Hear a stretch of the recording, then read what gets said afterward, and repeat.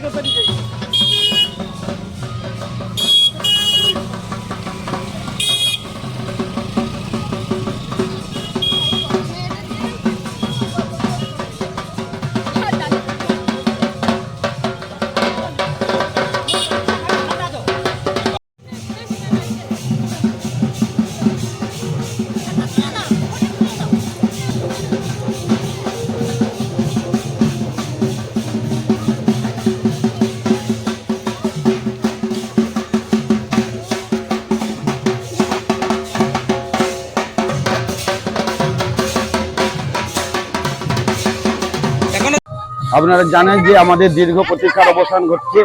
আমাদের শ্রী শ্রী হরপার্বতী পুজোর শুভ উদ্বোধন আজকে আনন্দমঠ রুদ্রবাহন পুজো কমিটির পরিচালনায় শ্রী শ্রী হরপার্বতী পুজো 11 বছরে পদার্পণ করলো। আমাদের বৈশাখ মাসে পুজো হয়ে থাকে, কিন্তু প্রাকৃতিক নির্বাচন থাকার কারণে আমরা এই বছর পুজোটা একটু আমাদের পিছনের দিকে মানে বর্ষাকালের দিকে চলে এসছে। প্রাকৃতিক বিপর্যয়কে মাথায় রেখে আমাদের এই পুজোয় আমরা সুন্দর যে প্রাকৃতিক যেহেতু বর্ষাকাল সুন্দর আমরা প্যান্ডেল বেঁধেছি। দর্শকদের যে আমাদের মনজ্ঞ যে সমস্ত সাংস্কৃতিক প্রোগ্রাম এবং অর্কেস্ট্রার অন্যান্য যে কর্মসূচি আছে তাকে সেফটি করার জন্য, সেই সাথে আমাদের আজকে পুজোর শুভ উদ্বোধন ঘটোত্তোলনের মধ্য দিয়ে সুন্দর প্রসেশনের মধ্য দিয়ে আজকে আমাদের ঘটোত্তোলন হচ্ছে 1 জুলাই সোমবার, এবং সোমবার সন্ধ্যা 6টায় আজকে আমাদের এই পুজো শ্রী শ্রী হরপার্বতী পুজোর উদ্বোধন করবেন মাননীয় শ্রী শুভেন্দু অধিকারী মহাশয়। আজকে আমাদের সন্ধ্যা 6টায় পুজোর উদ্বোধন করবে। আমাদের পুজো 1 জুলাই থেকে 5 জুলাই পর্যন্ত চলবে।